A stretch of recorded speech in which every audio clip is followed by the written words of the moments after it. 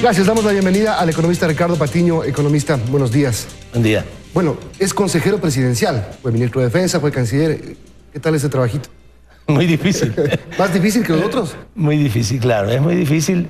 Es tratar todos los temas que tienen que ver con el gobierno. Es trabajar también con perspectivas de consolidar, de reforzar la revolución ciudadana, de continuar con este camino, con este legado importantísimo que hemos tenido durante 10 años. Y yo quería comentar algo, si me permite, Milton, de entrada, porque ustedes tuvieron un programa aquí en Teleamazonas, un programa de opinión el día domingo, hora 25. Con el ministro de Finanzas, de Economía. Con el ministro de Finanzas, sí. Y también con un economista, Albornoz, que dijo una serie de cosas que yo quisiera, si me permite, comentarlas brevemente, ¿no? Sí. Algunas cosas que se dijeron. Dijo el señor Albornoz que la economía ecuatoriana había sido manejada de forma desastrosa en los últimos 10 años. Y hacía referencia a que había una deuda gigantesca y a que no se había conseguido bienestar, en pocas palabras, que no se había invertido en este país. Y yo quiero solamente que me permitas dar algunas informaciones. En primer lugar, nunca un país se transformó tanto, tan rápidamente y tan en bienestar, en beneficio de los ciudadanos, como en estos 10 años, en todas las áreas. No es solamente la obra física, que la obra física ya de por sí es fundamental, por supuesto. Así es. La obra física, la obra vial, la obra de infraestructura, las hidroeléctricas, todo. Las escuelas, los hospitales, cosas que no teníamos en 20 años, en 30 años de la época de la partidocracia, no se habían hecho, y se lo hizo en este periodo, sino también el bienestar de la población. Una de las cosas que tal vez no se utiliza mucho como información regular es cómo se ha distribuido la riqueza en este país entre el año 2007 y el año 2016.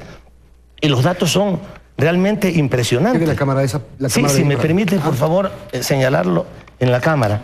Aquí están la indicación sobre cómo se ha distribuido la riqueza nacional, el Producto Interno Bruto, entre el año 2007 y el 2016. La remuneración de los asalariados no constituyó ya el 31.6% del total de la riqueza nacional, sino el 37.8%, o sea, aumentó más del 7%, perdón, más del 6% en estos años, mientras la remuneración del capital se redujo del 35% al 23%. Es correcto que se redistribuya la riqueza, porque es correcto que se distribuya la riqueza, y esto una lección para el economista Albornoz. Un empresario no va a producir si no tiene quien le compre. Esto no solamente genera bienestar, que es de por sí importante, sino que genera oportunidades de inversión. También dijo el señor Albornoz que no se invertía en el Ecuador y que solamente que nos habíamos convertido en un país consumista. Pero claro, para consumir hay que antes haber invertido y producido. Y esa información sobre la inversión también quería darla, porque es muy fácil decir, y él lo dijo, nos hemos convertido en un país consumista. No se invirtió en este país. En este país se invirtió en el año 2006, antes de nuestro gobierno, la inversión total en el año era 9.700 millones de dólares. En el último año, y eso con las dificultades económicas que hemos tenido, era de 25.100 millones de dólares. Y la inversión privada, que en el año 2006, aquí está, era 7.777, en este año fue 13.700 millones de dólares en el último año. El señor Albornoz dice que no se invierte, que el gobierno nacional en la década ganada no permitió que la empresa privada invirtiera. No, todo lo contrario, permitió, motivó. Claro, no todo el mundo invierte, pero motivó la inversión. Claro que el Estado invirtió más, mucho más que la empresa privada, pero está bien. Después de que teníamos un Estado colapsado, una sociedad sin recursos, era necesario que el Estado invirtiera, porque tú no puedes poner a los camiones a distribuir riqueza si no tienes buenas carreteras. No puedes decirle a las grandes empresas, instálense en el país, si no tienes energía o se te va a cada rato la luz. Es indispensable que haya eso, Milton, y por eso es importante decir otra cosa que el señor decía, que no producimos en el Ecuador, cuando los niveles de crecimiento de la economía se duplicó en el periodo de la Revolución Ciudadana de la década ganada. Y en todos los sectores. Él decía, no solo comercio. No, señores, en comercio aumentó apenas la economía en el 89%, mientras que en agricultura, ganadería, acuacultura y pesca aumentó en el 100%, mientras que en alojamiento y comida, las actividades turísticas aumentó en el 140%, las actividades profesionales aumentaron en el 109%, educación y salud en el 123%, y así. La manufactura aumentó en más del 60%. Pero decir esas cosas, realmente decirlo así sin fundamentar, es gravísimo. Es importante, quiero solamente resumir, te agradezco mucho esta oportunidad, Milton, para decir que la economía creció, que la redistribución de la riqueza se produjo, que existe bienestar en este país. Que existe inversión. Que existe inversión en este país, que existe producción. Hay que preguntarle solamente... Pero que todo desemboca, economista, en una crisis. En la crisis que el presidente de la República mismo la reconoció y que esto ha ocasionado la furia desde Bélgica del expresidente Correa. Dificultades que el presidente Moreno señaló hace algunos días atrás, pero que son absolutamente superables. Pero que también, o sea, a propósito del tema de la deuda. Y sin paquetazos. Y sin paquetazos. ¿Y por qué el expresidente Correa dice, en septiembre va a haber un paquetazo? Preparémonos para la puñalada. Esperemos. Lo que le quiero decir con esto, economista, es que usted es uno de los principales ideólogos de la Revolución Ciudadana. Lo que está ocurriendo ahorita es que las dos principales figuras de la Revolución Ciudadana se están peleando. Muchos dicen que es un tongo, creo que no es un tongo. Creo que finalmente la batalla está planteada, la guerra está declarada, porque no creo que de chiste el presidente Correa le diga cínico, mediocre, desleal, mentiroso, efímero, repartiendo la patria, que se viene la puñalada al presidente Lenín Moreno. Esperemos que en esta ocasión nuestro querido presidente Rafael Correa, a quien le guardamos un aprecio inmenso, y el Ecuador un agradecimiento inmenso, pueda estar equivocado. No va a haber paquetazos en esta ocasión. Y no hay razón para que haya paquetazos. Porque si bien es cierto, la economía ha tenido algunas dificultades en los últimos años, la economía está reestablecida. Los indicadores económicos son buenos. No hay un proceso inflacionario en marcha. La economía tiene demanda agregada suficiente. Hay inversión. Hay infraestructura, no hay ninguna razón para que haya un paquetazo. Y a propósito de la deuda, porque usted me podría decir, Milton, bueno, pero hay un problema con la deuda. El problema con la deuda es un problema, no es un problema, para decirlo verdaderamente. ¿Cómo se la mide? Sí, ¿cómo se la mide? A ver, en primer lugar hay que aclarar algo. Yo sí le agradecería mucho que las cámaras pudieran captar esta información sobre el endeudamiento. Esta es la deuda ecuatoriana desde 1980 hasta el año 2000, hasta el mayo del 2017. Miren ustedes el comportamiento. El señor Lazo el otro día salió en un medio de comunicación dándole sugerencias al licenciado Moreno, a nuestro presidente, diciéndole que contrate o que llame a grandes economistas para que le enseñen a manejar la economía. Yo le voy a decir, por supuesto, a mi querido presidente Lenín Moreno que no se le ocurra hacer eso. ¿Por qué? Miren ustedes, aquellas personas a las que nos quieren que nosotros la llamemos a trabajar con nosotros, lo que hicieron con la deuda entre 1980 y 1990. Los tres gobiernos, Democracia Popular, Social Cristiano e Izquierda Democrática, aumentaron el nivel de la deuda sobre el Producto Interno Bruto en el 59.3%. Pasaron la deuda de 19% sobre el Producto Interno Bruto al 79% y en un momento llegaron hasta el 80%. Ellos son los responsables de la debacle que vino después. Después se produjo una reducción de la deuda, pero sobre la base de una destrucción del Estado y una destrucción de la vida de la gente. Un aumento en la pobreza inmisericordia, que luego nosotros logramos afortunadamente restituir. ¿Qué ha pasado con la deuda externa ecuatoriana en los últimos años? Nosotros la cogimos con el 21%. La hemos llevado al 12, al 13, al 12%. Estos son los indicadores antes del problema que tuvimos con el nivel de precios del petróleo y que sí nos obligó a un endeudamiento, pero un endeudamiento que es perfectamente manejable y que en mayo del 2016 era el 27.7% del Producto Interno Bruto. O sea, 27.7%, comparémoslo con cualquier otro país del mundo. Todos los indicadores del Fondo Monetario, de todos los organismos internacionales dicen que el Ecuador es uno de los países menos endeudados del mundo. El presidente Moreno hace una presentación el día viernes, una presentación muy mesurada, dicen que muy transparente los que entienden del tema económico, pero sale el lunes en la cadena nacional el presidente Moreno con una actitud diferente, y usted lo debe saber muy bien, usted es el consejero, seguramente usted revisó con él lo que iba a decir el día lunes, y sale una actitud, a ver, digámoslo en términos coloquiales, sale bravo el presidente Moreno. Sale bravo a decir muchas cosas sobre el tema de la deuda, del gasto irresponsable, y luego ya el tema de la corrupción. Pero ya que estamos hablando de economía, el presidente Moreno no está muy contento con las cifras que tiene en sus manos. Primero dijo que la mesa no estaba servida, que le costó 2 meses conseguir la información, que tuvieron que ir funcionarios hasta los Estados Unidos para conseguir los papeles de los compromisos que tenía el Ecuador. O sea, si Lazo era presidente, uno entendería. Pero es el presidente Moreno de la Revolución Ciudadana. Esperemos que la información vaya siendo comprendida adecuadamente en el tiempo. El ministro de Finanzas fue muy claro cuando intervino en una entrevista, no, justamente en el mismo programa de ustedes en Teleamazonas, y señaló que esa es una información pública, es una información que se conoce. Posiblemente haya tenido que revisarse con un poco más de detalle, pero es información que se conoce y que nos permite, insisto, entender, y lo ha dicho el presidente Lenín Moreno, no habrá paquetazo, no es necesario. Sí, hay un problema, y yo he señalado, el nivel de endeudamiento al que nosotros habíamos llegado hacia el 2011, 2012, 2013 era del 12% de la deuda externa sobre el Producto Interno Bruto, que es prácticamente nada. Y en los 2 últimos años fue indispensable asumir algún endeudamiento, pero es un endeudamiento que llega al 27.7%, que también es perfectamente sin incluir los pasivos como del IES, como los jubilados, etcétera, 27%. Claro, por supuesto, pero estamos hablando del fundamental, que es el de la deuda externa, y los otros son pasivos que siempre han existido, por si acaso. Si comparamos toda esta información sobre pasivos y deuda acumulada, digamos, y lo comparamos con otros años, en el año 2006 esos pasivos llegaban al 65%. Permítame insistirle.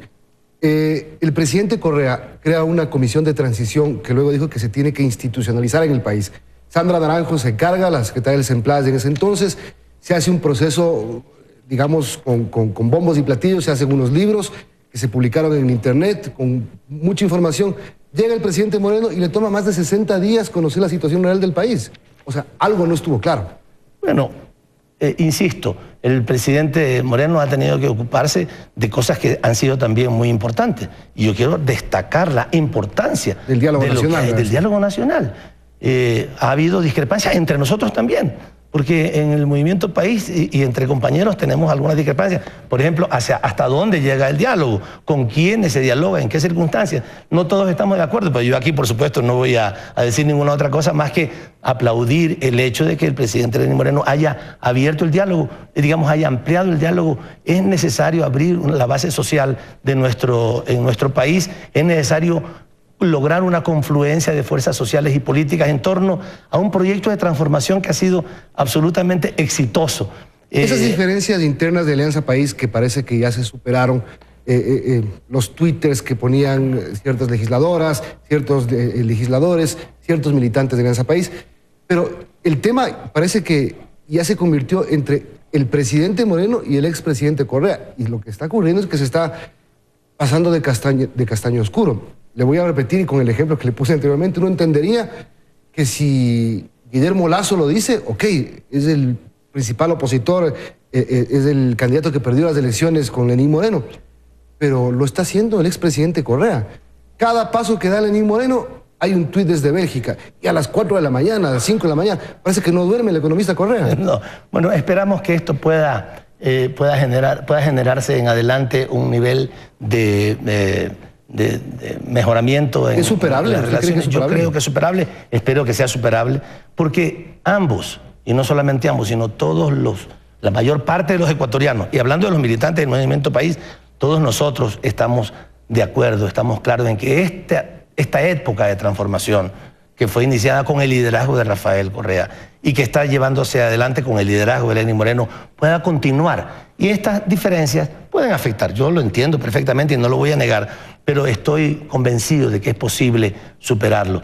Tal vez alguna información tiene que cruzarse mejor, tal vez algún puente de comunicación está allí un poco resquebrajado y hay que superarlo. Pero a propósito del señor Lazo y de lo que se ha dicho, yo quiero hacer referencia porque el señor Albornoz habló el domingo de cosas tan graves. Decía, por ejemplo, e incluso algún otro comunicador social, no quiero hacer referencia de otro medio, decían que hemos vendido el petróleo hasta los próximos 5 años y no nos queda nada, o sea, no le queda nada a este gobierno ni a los próximos. Milton, hay que diferenciar lo que es la preventa petrolera, que es lo que es el prepago petrolero.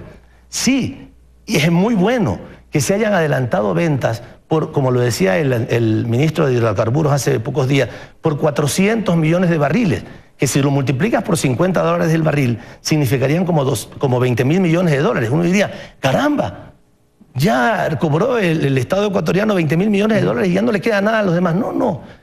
Se han prevendido, o sea, se ha ofrecido en venta nuestro petróleo para que tengamos seguridad de mercado por 20.000 millones de dólares, posiblemente, digamos, si lo ponemos al precio de $50 el barril, pero solamente se nos ha adelantado 1.600 millones de dólares, que es una cantidad muy pequeña de dinero con respecto a lo que significa, digamos, la venta de esos productos, digamos, del petróleo. De la manera que es absolutamente falso cuando se dice han dejado a este gobierno y al próximo sin recursos. Son 1.600 millones de dólares. No olvidemos que el presupuesto general del Estado es de 36.000 millones, como lo ha dicho el presidente Lenín Moreno.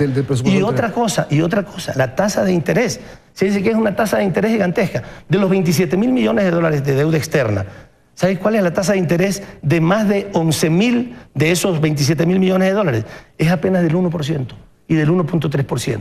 Pero claro, tomamos un ejemplo de una colocación de bonos que fue al 8% o al 9% y decimos la deuda externa se está pagando a ese porcentaje. No, 11.500 millones, Milton, de los 27.000 que debemos, se paga entre el 1 y el 1.3% de tasa de interés anual, lo que significa que no es cierto, que es digamos que es una tasa de interés leonina, como se plantea. Pero yo insisto, claro que los créditos que tomamos en los últimos 2 años, en circunstancias muy difíciles, tuvimos que tomarlos, o los bonos que emitimos, a tasas de interés más altas, porque así funciona desgraciadamente el sistema financiero internacional. Cuando estás en una situación difícil, te sacan el aire. Pero en toda la época anterior, en todo el periodo anterior, hemos conseguido tasas de interés muy beneficiosas para nuestro país. Ya me acordé que usted también fue ministro de Economía, por eso quiere hablar tanto de economía. Sí. Voy a tener que cerrar, economista. Ayer pasó un escándalo que involucró una vez más al vicepresidente Jorge Glass. Este tema también está complicándole al presidente Lenín Moreno. Sí, no hay un tema en la justicia donde se pueda determinar que Glass está o no implicado, pero todo apunta hacia eso. O sea, apuntan a una persona a la que quieren destruir. ¿Pero quién? Porque el vicepresidente dijo que la prensa... Ayer culpó a la prensa, dijo que nosotros no estamos montando los audios, es un tema que salió en Brasil. ¿Qué interés tendría Diario Globo de Brasil de involucrar a Jorge Glass? No es Diario Globo, es la información o es el audio de un señor de la empresa, de una de las empresas más corruptas de este mundo, ¿ya? Más corruptas del mundo, que en una comunicación telefónica, parece que es, le dice a un señor de Odebrecht, al señor Carlos Poli, suponemos, si son ciertas esas grabaciones, le dice que Jorge Glass ha pedido plata. Pero una cosa es que un corrupto, fascineroso, mentiroso, ¿ya?, que ha demostrado que no aquí, sino en todas partes del mundo, provoca corrupción, diga que que Jorge Glass ha pedido dinero. Otra cosa es que sea cierta. O sea, y yo estoy absolutamente seguro, porque lo conozco a Jorge desde hace mucho tiempo, a su familia, que es incapaz, Jorge Glass, de pellizcar un centavo que no sea propio. Porque lo conozco, y lo conozco personalmente, como puedo decirlo de muchas personas, como podría decirlo de usted, Milton. O sea, sabemos quiénes somos. Hay otra gente de la que no podemos decir esto, pero de Jorge Glass estoy absolutamente seguro de su honestidad y me la juego por él, porque sé que es un hombre honesto. Otra cosa es que en su equipo, como efectivamente ha pasado, alguna gente entre tantos negocios de miles de millones de dólares haya cometido gravísimos errores, gravísimas fallas y actos de corrupción, deslealtad con nosotros, actos antiéticos Y a esas personas hay que seguirles los procesos, hay que sentenciarlas y que aprendan que en el Ecuador se necesita honestidad. Que enseñemos eso también a nuestra sociedad. ¿El presidente sigue confiando en Jorge Glass? Sigue confiando en Jorge Glass, por supuesto que sí. No hay ningún problema en la cúpula del gobierno. No, en ese sentido no. En ese sentido. En otro sentido sí. No, en otro sentido, digamos, en el manejo, por ejemplo, de los temas económicos, tenemos que... El problema es con el expresidente Correa. Está clarísimo, o sea... Ni siquiera lo decimos nosotros, está en los twitters. Pero también algo que... El presidente Moreno presenta su programa económico el viernes y al día siguiente se producen 35 tweets del expresidente Correa en una hora. Oiga, pero usted me quiere llevar tanto a eso. Es una sabatina por Yo le estoy diciendo... Pero es que usted es una mini sabatina, yo sé.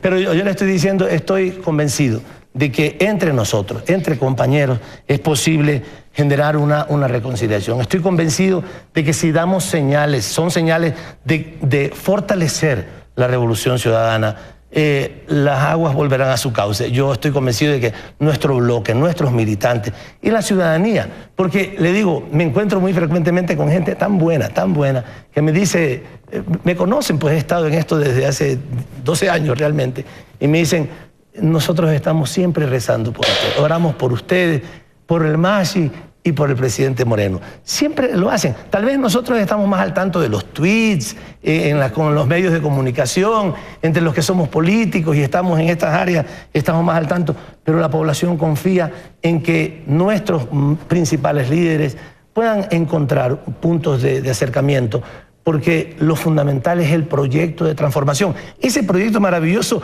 que todos los ecuatorianos apreciamos, hasta los más enconados, digamos, adversarios de nuestro gobierno, saben y reconocen el beneficio y el bienestar que ha provocado la Revolución Ciudadana en este tiempo. Y por eso yo estoy seguro que por ese objetivo superior entre nuestros queridos compañeros Lenin y Rafael, volverá a generarse un encuentro, porque esto es lo que pide la historia, esto es lo que pide la ciudadanía. Los ecuatorianos pedimos que ellos estén juntos y estamos seguros de que eso se va a provocar. Muchas gracias por venir. Gracias a ti, Milton. Muchas gracias. Volvemos en un segundo con el presidente de la Cámara de Comercio de Guayaquil.